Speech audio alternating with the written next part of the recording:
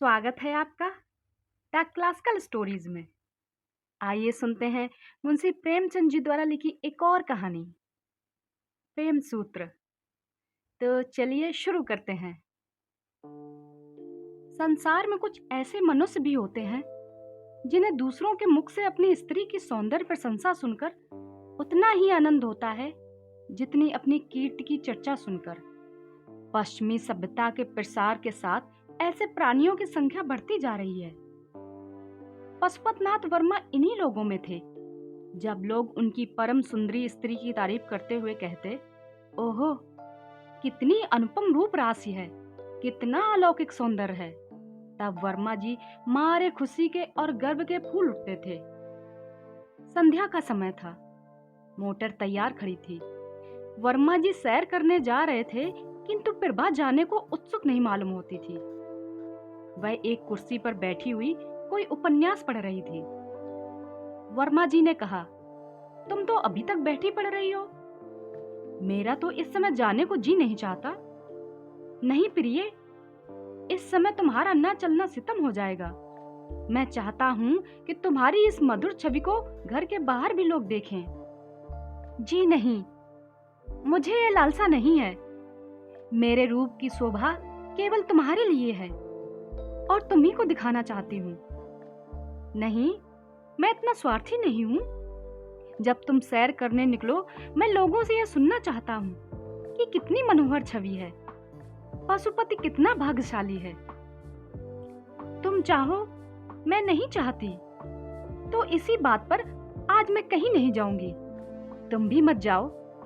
हम दोनों अपने ही बाग में टहलेंगे। तुम हौज के किनारे हरी घास पर लेट जाना। मैं तुम्हें बीड़ा बजाकर सुनाऊंगी, तुम्हारे लिए फूलों का हार बनाऊंगी, चांदनी में तुम्हारे साथ आंख मिचौली खेलूंगी। नहीं नहीं प्रभा, आज हमें अवश्य चलना पड़ेगा। तुम कृष्णा से आज मिलने का वादा करके आई हो। वह बैठी हमारा रास्ता देख रही होगी। हमारे न जाने से उसे कितना दुख होगा। हाय, वही कृष्णा, बार बार वही कृष्णा।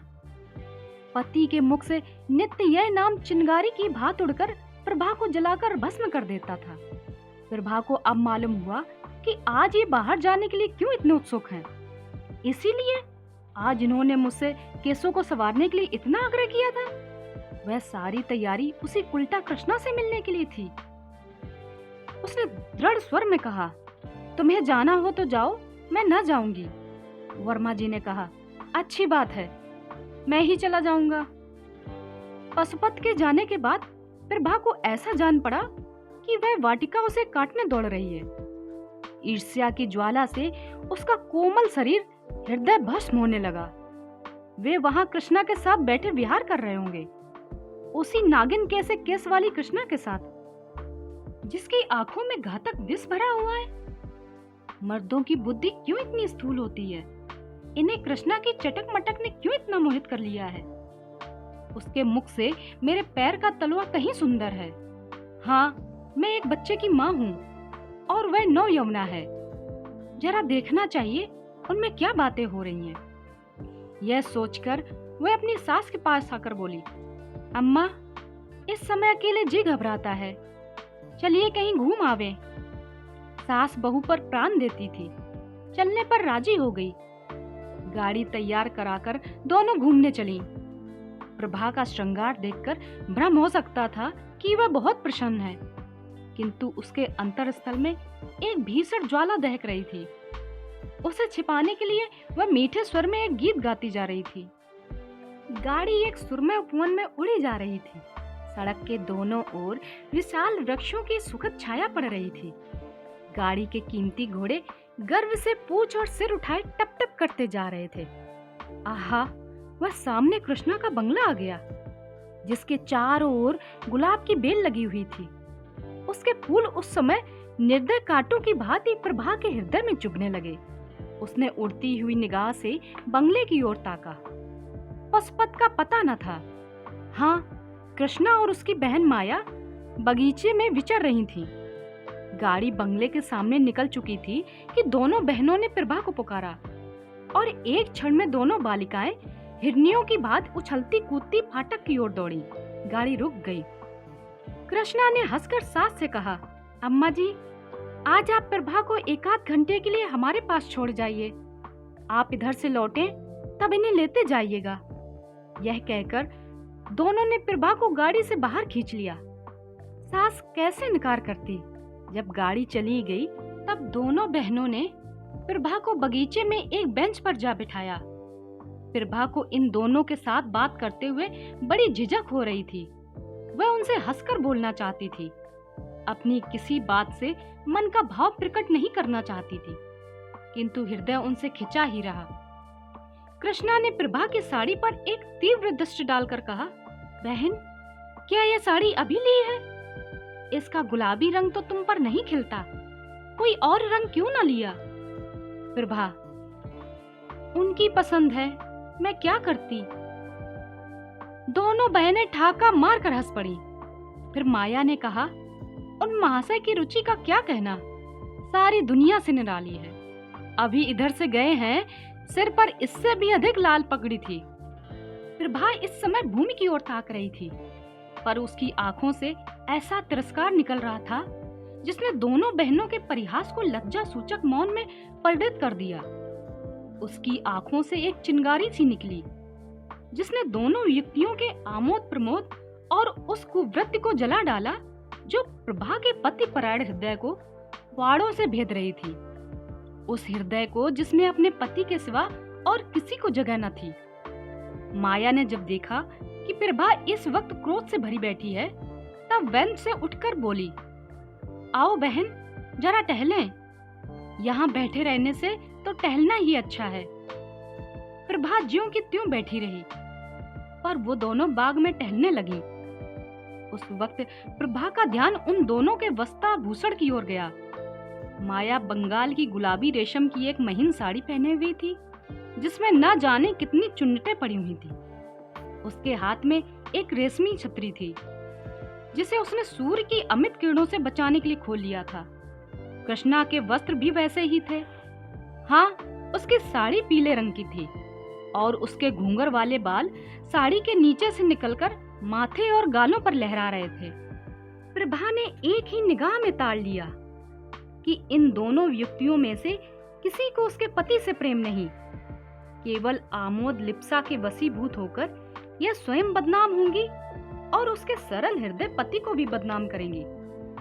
उसने ठान लिया कि मैं अपने भ्रमर को इन विषाक्त पुष्पों से बचाऊंगी और चाहे जो हो उसे इनके ऊपर ना मडराने दूंगी, क्योंकि यहाँ केवल रूप है, रस का नाम नहीं। प्रभा अपने घर लौटते ही कमरे में गई।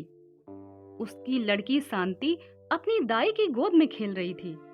अपनी नन्ही जीती जागती गुड़िया की सूरत देखते ही प्रभा की आंखें सजल हो गईं। उसने मात्र स्नेह से विभोर होकर बालिका को गोद उठा लिया, मानो किसी भयंकर पशु से उसकी रक्षा कर रही है। उस वेदना की दशा में उसके मुंह से यह शब्द निकल गए, तेरे पिता को लोग मुझसे छीनना चाहते हैं। हाय, क्या तू अनाथ हो जाएगी? नहीं नहीं, मेरा बस चलेगा तो मैं इन निर्बल हाथों से उन्हें बचाऊंगी। आज से प्रभा विषाद में भावनाओं में मग्न रहने लगी। आने वाली विपत्ति की कल्पना करके कभी कभी भयातुर होकर चिल्ला पड़ती। उसकी आंखों में उस विपत्ति की तस्वीर खिंच जाती जो उसकी ओर कदम बढ़ाए चली आती थी, पर उस बालिका की तोतली बातें और उसकी आंखों की निशंक ज्योति प्रभा के विकल हृदय को शांत कर देती। वह लड़की को गोद उठा लेती और वह मधुर हास्य छवि जो बालिका के पतले पतले गुलाबी होठों पर खेलती होती प्रभा की सारी शंकाओं, सारी बाधाओं को छिन्न भिन्न कर देती। उन विश्वास में नेत्रों में आशा का प्रकाश उसे आश्वस्त कर देता। माँ, अभागिनी प्रभा, तू क्या जानती है क्या होने वाला है? ग्रीष्मकाल की चांदनी रात थी। सप्तमी का चांद प्रकृति पर अपना मंद शीतल प्रकाश डाल रहा था। पशुपत मौल सिरी की एक डाली हाथ से पकड़े और तने से चिपटा हुआ माया के कमरे की ओर टकटकी लगाए ताक रहा था। कमरे का द्वार खुला हुआ था और शांति निशा में रेशमी साड़ियों की ससराहट के साथ दो रमणियों की मधुर हास्य ध्वनि मिलकर पशुपत के कानों तक पहुँचते पहुँचते आकाश में विलीन हो जाती थी। यकायक दोनों बहनें कमरे से निकली और उसी ओर चलीं जहां पशुपत खड़ा था। जब दोनों उस वृक्ष के पास पहुंची, तब पशुपत की परछाई देखकर कृष्णा चौंक पड़ी और बोली, हाय बहन, यह क्या? पशुपत वृक्ष के नीचे से आकर सामने आ खड़ा हो गया। कृष्णा उन्हें पहचान गई और कठोर स्वर में बोली, आप यहाँ क्या कर रहे हैं? बतलाइए, यहाँ आपका क्या काम है? बोलिए जल्दी। पशुपत की सिट्टी पिट्टी गुम हो गई। इस अवसर के लिए उसने जो प्रेम वाक्य रटे थे वो सब विस्मृत हो गए। सशंक होकर बोला, कुछ नहीं प्रिय। आज संध्या समय जब मैं आपके मकान के सामने से आ रहा था, तब मैंने आपको अपनी बहन से कहते सुना कि आज रात को आप इस वृक्ष के नीचे बैठकर चांदनी का आनंद उठाएंगी। मैं भी आपसे कुछ कहने के लिए, आपके चरणों पर अपना समर्पित करने के लिए। यह सुनते ही कृष्णा की आंखों से चंचल ज्वाला सी निकली और उसके होठों पर व्यंग्यपूर्ण हास्य की झलक दिखलाई दी। बोली, महाशय, आप तो आज एक विचित्र अभिनय करने लगे। कृपा करके पैरों से उठिए और जो कुछ कहना चाहते हो जल्द कह डालिए, और जितने आंसू गिराने हो 1 सेकंड में गिरा दीजिए। मैं रुक रुक कर और घिघिया कर बातें करने वालों को पसंद नहीं करती। हाँ, और जरा बातें और रोना साथ साथ ना हो। कहिए, क्या कहना चाहते हैं? आप ना कहेंगे? लीजिए, समय बीत गया, मैं जाती हूँ। प्रभा वहां से चल दी। माया भी उसके साथ ही चली गई। पशुपति एक क्षण तक वहां खड़ा रहा, फिर वह भी उनके पीछे पीछे चला। मानो वह सुई है जो चुंबक के आकर्षण से आप ही आप खिंचा चला जाता है। सहसा कृष्णा रुक गई और बोली, सुनिए पशुपत बाबू, आज संध्या समय प्रभा की बातों से मालूम हो गया कि उन्हें आपका और मेरा मिलना जुलना बिल्कुल नहीं भाता। पशुपति, प्रभा की तो आप चर्चा ही छोड़ दीजिए। कृष्णा, क्यों छोड़ दूं? क्या वह आपकी स्त्री नहीं है? आप इस समय उसे घर में अकेली छोड़कर मुझसे क्या कहने के लिए आए हैं? यही कि उसकी चर्चा ना करूं? पशुपति, जी नहीं, यह कहने के लिए कि अब यह विरह नहीं सही जाती। कृष्णा ने ठाका मारकर कहा, आप तो इस कला में बहुत निपुण जान पड़ते हैं। प्रेम, समर्पण, विरह, यह शब्द आपने कहाँ सीखे? पशुपति, कृष्णा, मुझे तुमसे इतना प्रेम है कि मैं पागल हो गया हूँ। कृष्णा, तुम्हें प्रभा से क्यों प्रेम नहीं? पशुपति, मैं तो तुम्हारा उपासक हूँ। कृष्णा, लेकिन यह क्यों भूल जाते हो कि तुम प्रभा के स्वामी हो? पशुपति, तुम्हारा तो दास हूँ। कृष्णा, मैं ऐसी बातें नहीं सुनना चाहती। पशुपति, तुम्हें मेरी एक एक बात सुननी पड़ेगी। तुम जो चाहो वह करने को तैयार हूँ। कृष्णा, अगर ये बातें कहीं वह सुन ले तो? पशुपति, सुन ले तो सुन ले, मैं हर बात के लिए तैयार हूँ। मैं फिर कहता हूँ कि अगर तुम्हारी मुझ पर कृपा दृष्टि ना हुई तो मैं मर जाऊंगा। कृष्णा, तुम्हें यह बात करते समय अपनी पत्नी का ध्यान नहीं आता? पशुपति, मैं उसका पति नहीं होना चाहता। मैं तो तुम्हारा दास होने के लिए बनाया गया हूँ। वह सुगंध जो इस समय तुम्हारी गुलाबी साड़ी से निकल रही है, मेरी जान है। तुम्हारे ये छोटे छोटे पांव मेरे प्राण हैं। तुम्हारी हंसी, तुम्हारी छवि, तुम्हारा एक एक अंग मेरे प्राण है। मैं केवल तुम्हारे लिए पैदा हुआ हूँ। कृष्णा, भाई, अब तो सुनते सुनते कान भर गए। यह व्याख्यान और यह गद्य काव्य सुनने के लिए मेरे पास समय नहीं है। आओ माया, मुझे तो सर्दी लग रही है, चलकर अंदर बैठें। यह निष्ठुर शब्द सुनकर पशुपत की आंखों के सामने अंधेरा छा गया, मगर अब भी उसका मन यही चाहता था कि कृष्णा के पैरों में गिर पड़े और इससे भी करुण शब्दों में अपनी प्रेम कथा सुनाए। किंतु दोनों बहनें इतनी देर में अपने कमरे में पहुंच चुकी थीं और द्वार बंद कर लिया था। पशुपत के लिए निराश गत लौटने के सिवा और कोई चारा न रहा। कृष्णा अपने कमरे में जाकर थकी हुई से एक कुर्सी पर बैठ गई और सोचने लगी, कहीं प्रभा सुन ले तो बात का बतंगड़ हो जाए। सारे शहर में इसकी चर्चा होने लगे और हम कहीं मुंह दिखाने लायक न रहें, और यह सब एक जरा सी दिल लगी के कारण। पर पशुपत का प्रेम सच्चा है, इसमें संदेह नहीं। वह जो कुछ कहता है अंतःकरण से कहता है। अगर इस वक्त जरा सा संकेत कर दूं तो वह प्रभा को छोड़ देगा। वह अपने आपे में नहीं है। जो कुछ कह दूं वह करने को तैयार है। लेकिन प्रभा, डरो मत, मैं तुम्हारा सर्वनाश ना करूंगी। तुम मुझसे बहुत नीचे हो। यह मेरे अनुपम सौंदर्य के लिए गर्व की बात नहीं है कि तुम जैसी रूप विहीना से बाजी मार ले जाऊं। अभागे पशुपत, तुम्हारे भाग्य में जो लिखा था वह हो चुका। तुम्हारे ऊपर मुझे दया आती है, पर क्या किया जाए। एक खत पहले हाथ पड़ चुका था। यह दूसरा पत्र था जो प्रभा को पतिदेव के कोट की जेब से मिला। कैसा पत्र था! आह, इसे पढ़ते ही प्रभा की देह में एक ज्वाला सी उठने लगी। तो यूं कहिए कि ये अब कृष्णा के हो चुके। अब इसमें कोई संदेह नहीं रहा। अब मेरे जीने को धिक्कार है। जब जीवन में कोई सुख नहीं रहा तो क्यों ना इस बोझ को उतार फेंक दूं। वही पशुपत जिसे कविता से लेस मात्र रुचि न थी, अब कवि हो गया था और कृष्णा को छंदों में पत्र लिखता था। प्रभा ने अपने स्वामी को उधर से हटाने के लिए वह सब कुछ किया जो उससे हो सकता था, पर प्रेम का प्रवाह उससे रोके न रुका और आज उस प्रवाह से उसके जीवन की नौका निराधार बही चली जाती है। इसमें संदेह नहीं कि प्रभा को अपने पति से सच्चा प्रेम था, लेकिन आत्मसमर्पण की संतुष्टि आत्मसमर्पण से ही होती है। वह उपेक्षा और निष्ठुरता को सहन नहीं कर सकता। प्रभा के मन में विद्रोह का भाव जागृत होने लगा।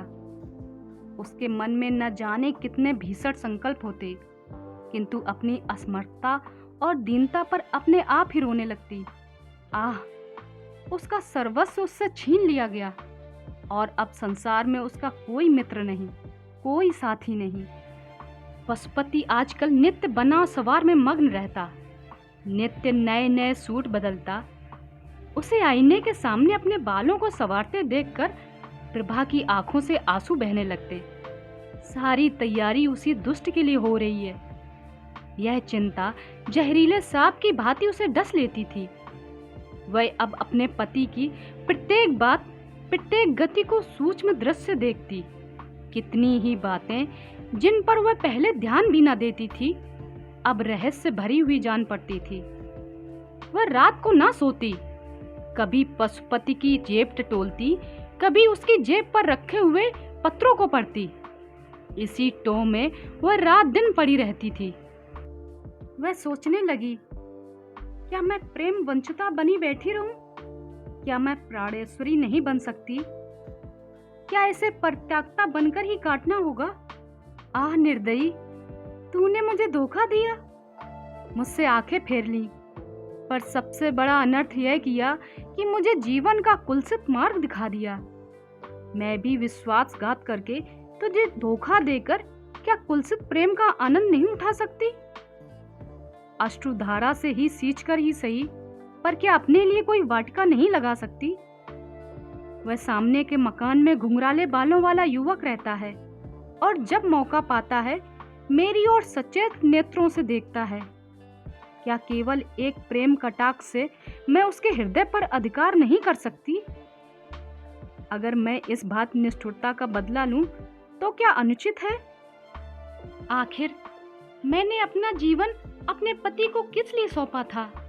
इसीलिए तो कि सुख से जीवन व्यतीत करूं, चाहूं और चाही जाऊं और इस प्रेम साम्राज्य की अधीश्वर बनी रहूं। मगर आह, वे सारी अभिलाषाएं धूमिल हो गईं। अब मेरे लिए क्या रह गया? आज यदि मर भी जाऊं तो कौन रोएगा? नहीं, घी के चिराग जलाए जाएंगे। कृष्णा हंसकर कहेगी, अब बस हम हैं और तुम। हमारे बीच कोई बाधा नहीं, कोई कंटक नहीं। आखिर प्रभा इन कुलसित भावनाओं के प्रवाह में बह चली।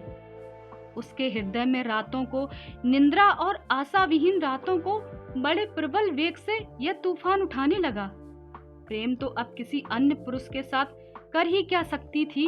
यह व्यापार तो जीवन में केवल एक ही बार होता है। लेकिन वह प्राणेश्वरी अवश्य बन सकती थी और उसके लिए एक मधुर मुस्कान, एक बाकी निगाह काफी थी। और जब वह किसी की प्रेम का हो जाएगी तो यह विचार कि मैंने पति से उसकी बेवफाई का बदला ले लिया कितना आनंदप्रद होगा। तब वह उसके मुख की ओर कितने गर्व, कितने संतोष, कितने उल्लास से देखेगी। संध्या का समय था। पशुपति सैर करने गया था। प्रभा कोठे पर चढ़कर गई और सामने वाले मकान की ओर देखा। घुंघराले बालों वाला युवक उसके कोठे की तरफ ही ताक रहा था। प्रभा ने आज पहली बार उस युवक की ओर मुस्कुराकर देखा। युवक भी मुस्कुराया और अपनी गर्दन झुकाकर मानो यह संकेत किया कि आपकी प्रेम दृष्टि का भिखारी हूँ। प्रभा ने गर्व से भरी हुई दृष्टि इधर उधर दौड़ाई, मानो वह पशुपति से कहना चाहती थी, तुम उस उल्टा के पैरों पड़ते हो और समझते हो कि मेरे हृदय में चोट नहीं लगती। लो, तुम भी देखो और अपने हृदय पर चोट न लगने दो। तुम उसे प्यार करो, मैं भी इससे हंस हंस कर बोलूंगी। क्यों, यह अच्छा नहीं लगता? इस दृश्य को शांत चित्त से नहीं देख सकते? क्यों, रक्त खौलने लगता है? मैं वही तो कह रही हूँ जो तुम कर रहे हो। आह, यदि पशुपति को ज्ञात हो जाता कि मेरी निष्ठुरता ने इस सती के हृदय की कितनी काया पलट कर दी है, तो क्या उसे अपने कृत्य पर पश्चाताप न होता? क्या वह अपने किए पर लज्जित न होता? प्रभा ने उस युवक को इशारे में कहा, आज हम और तुम पूर्व वाले मैदान में मिलेंगे, और कोठे से नीचे उतर आई। प्रभा के हृदय में इस समय वही उत्सुकता थी जिसमें प्रतिकार का आनंद मिश्रित था। वह अपने कमरे में जाकर अपने चुने हुए आभूषण पहनने लगी। एक क्षण में वह एक फालसई रंग की रेशमी साड़ी पहने कमरे से निकली और बाहर जाना ही चाहती थी कि शांता ने पुकारा, अम्मा जी, आप कहाँ जा रहे हैं? मैं भी आपके साथ चलूंगी। प्रभा ने झट बालिका को गोद उठा लिया और उसे छाती से लगाते ही उसके विचारों ने पलटा खाया। उन बाल नेत्रों में उसके प्रति कितना असीम विश्वास, कितना सरल स्नेह, कितना पवित्र प्रेम झलक रहा था। उसे उस समय माता का कर्तव्य याद आया। क्या उसकी प्रेमकांक्षा उसके वात्सल्य भाव को कुचल देगी? क्या वह प्रतिकार की प्रबल इच्छा पर अपने मात्र कर्तव्य को बलिदान कर देगी? क्या वह अपने क्षणिक सुख के लिए उस बालिका का भविष्य, उसका जीवन धूल में मिला देगी? प्रभा की आंखों से आंसू की 2 बूंद गिर पड़ी। उसने कहा, नहीं, कदापि नहीं। मैं अपनी प्यारी बच्ची के लिए सब कुछ सह सकती हूँ। 1 महीना गुजर गया। प्रभा अपनी चिंताओं को भूल जाने की चेष्टा करती रहती, पर पशुपति नित्य किसी न किसी बहाने से कृष्णा की चर्चा किया करता। कभी कभी हंसकर कहता, प्रभा, अगर तुम्हारी अनुमति हो तो मैं कृष्णा से विवाह कर लूं। प्रभा इसके जवाब में रोने के सिवा और क्या कर सकती थी। आखिर एक दिन पशुपति ने उसे विनयपूर्ण शब्दों में कहा, प्रभा, उस रमणी की छवि मेरी आंखों से नहीं उतरती। उसने मुझे कहीं का नहीं रखा। यह कहकर उसने कई बार अपना माथा ठोका। प्रभा का हृदय करुणा से द्रवित हो गया। उसकी दशा उस रोगी की सी थी जो यह जानता हो कि मौत उसके सिर पर खेल रही है, फिर भी उसकी जीवन लालसा दिन ब दिन बढ़ती जाती हो। प्रभा इन सारी बातों पर भी अपने पति से प्रेम करती थी और स्त्री सुलभ स्वभाव के अनुसार कोई बहाना खोजती थी कि उसके अपराधों को भूल जाए और उसे क्षमा कर दे। एक दिन पशुपत बड़ी रात गए घर आया और रात भर नींद में कृष्णा कृष्णा कहकर बरबराता रहा। प्रभा ने अपने प्रीतम का यह अंतर्नाद सुना और सारी रात चुपके चुपके रोई, बस रोई।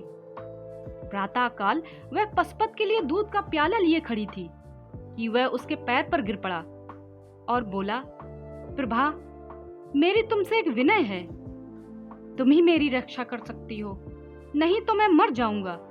मैं जानता हूं यह सुनकर तुम्हें बहुत कष्ट होगा, लेकिन मुझ पर दया करो, मैं तुम्हारी इस कृपा को कभी न भूलूंगा, मुझ पर दया करो।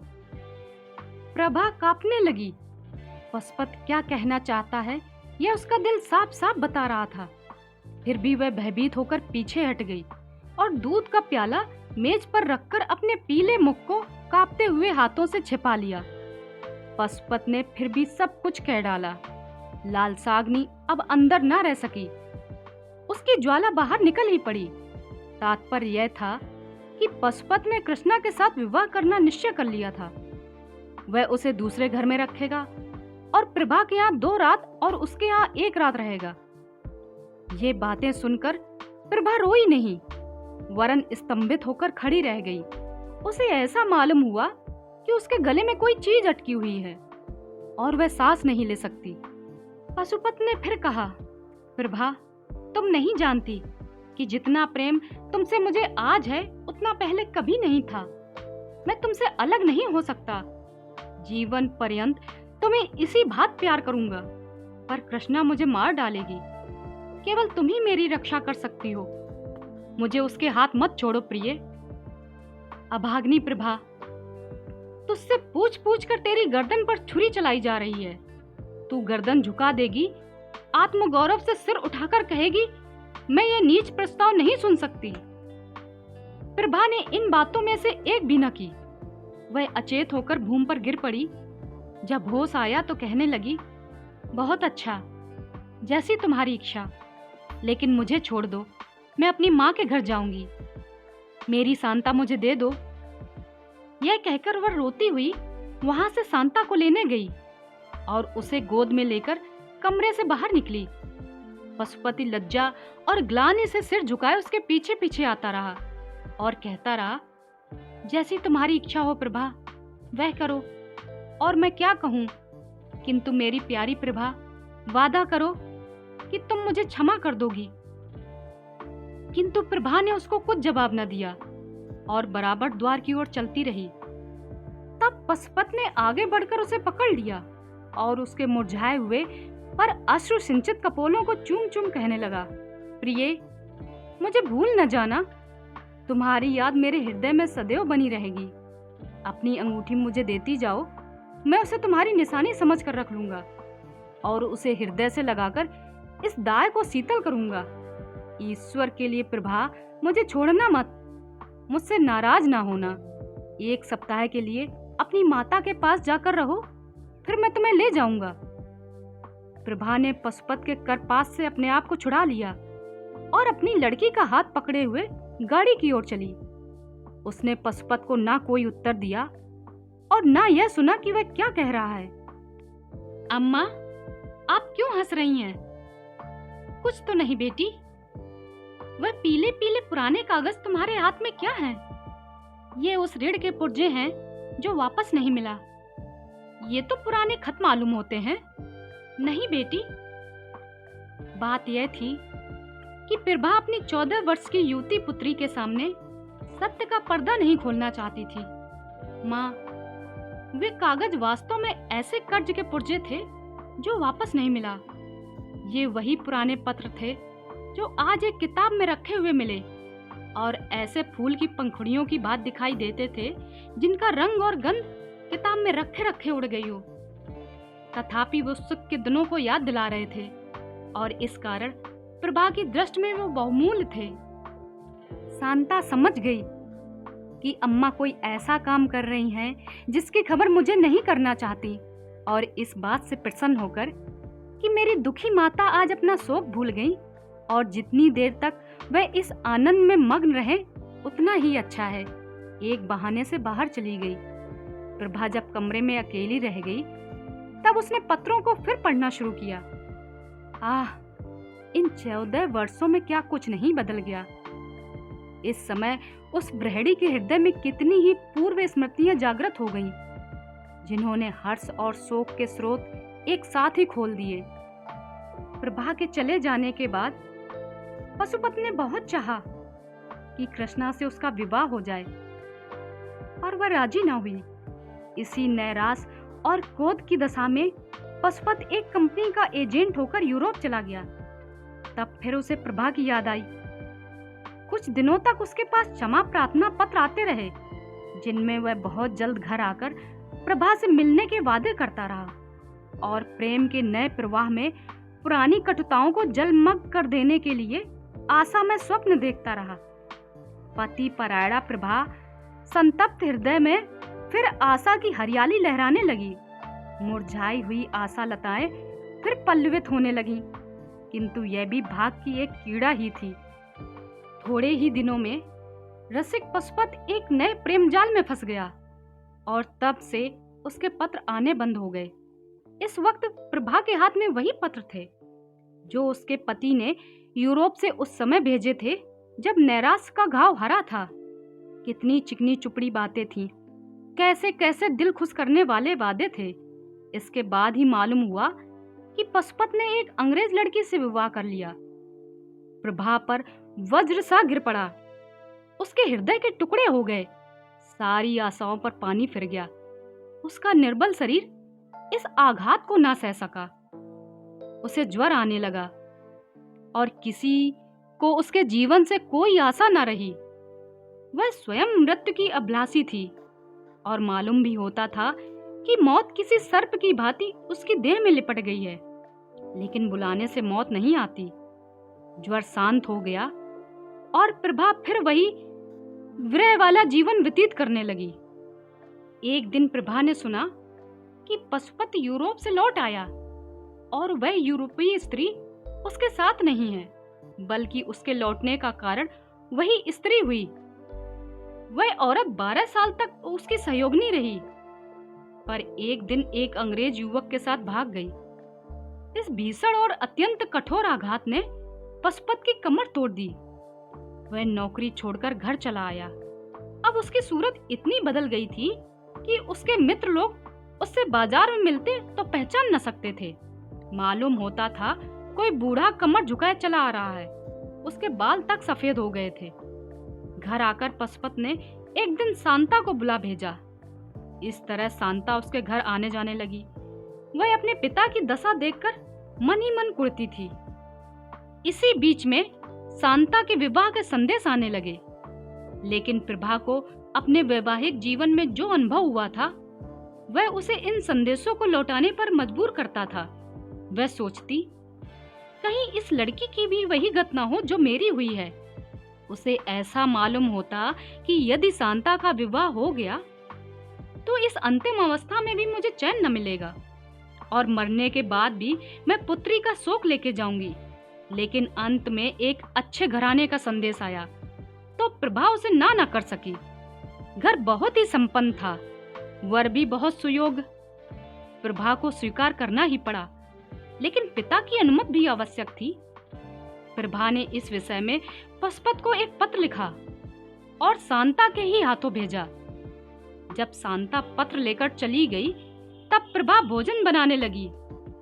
भांति भांति की अमंगल कल्पनाएं उसके मन में आने लगी और चूल्हे से निकलते धुएं में से उसे एक चित्र दिखाई दिया कि शांता के पतले पतले होठ सूखे हुए हैं और वह कांप रही है, और जिस तरह प्रभा प्रति घर से आकर माता की गोद में गिर गई थी, उसी तरह शांता भी आकर माता की गोद में गिर पड़ी है। पशुपति ने प्रभा का पत्र पढ़ा तो उसे चुप्पी सी लग गई। उसने अपना सिगरेट जलाया और जोर जोर कस खींचने लगा। फिर वह उठ खड़ा हुआ और कमरे में टहलने लगा। कभी मूंछों को दांतों से काटता, कभी खिचड़ी दाढ़ी को नीचे की ओर खींचता। सहसा वह शांता के पास आकर खड़ा हो गया और कांपते हुए स्वर में बोला, बेटी, जिस घर को तेरी माँ स्वीकार करती हो उसे मैं कैसे मना कर सकता हूँ। उन्होंने बहुत सोच समझकर हामी भरी होगी। ईश्वर करे तुम सदा सौभाग्यवती रहो। मुझे दुख तो बस इतना है कि जब तू अपने घर चली जाएगी तब तेरी माता अकेली रह जाएगी। कोई उसके आंसू पोंछने वाला न रहेगा। कोई ऐसा उपाय सोच कि तेरी माता का क्लेश दूर हो और मैं भी इस तरह मारा मारा ना फिरूं। ऐसा उपाय तू ही निकाल सकती है। संभव है लज्जा और संकोच के कारण मैं अपने हृदय की बात तुमसे कभी ना कह सकता, लेकिन अब तुम जा रही हो तो मुझे संकोच का त्याग करने के सिवा कोई उपाय नहीं। तुम्हारी माँ तुम्हें बहुत प्यार करती है और तुम्हारा अनुरोध कभी न टालेगी। मेरी दशा तो तुम अपनी आंखों से देख रही हो। यही उनसे कह देना, जा, तेरा सौभाग्य अमर हो। शांता रोती हुई पिता की छाती से लिपट गई और समय से पहले बूढ़ा हो जाने वाला मनुष्य अपनी दुर्वासनाओं का दंड भोगने के बाद पश्चाताप और ग्लानि के आंसू बहा बहाकर शांता के केस भिगोने लगा। पति परायणता प्रभा क्या शांता का अनुरोध टाल सकती थी? इस प्रेम सूत्र ने दोनों भग्न हृदय को सदैव के लिए मिला दिया। अभी आप सुन रहे थे मुंशी प्रेमचंद जी की कहानी प्रेम सूत्र। कहानी अच्छी लगी हो तो लाइक, शेयर और सब्सक्राइब जरूर करें। शुक्रिया।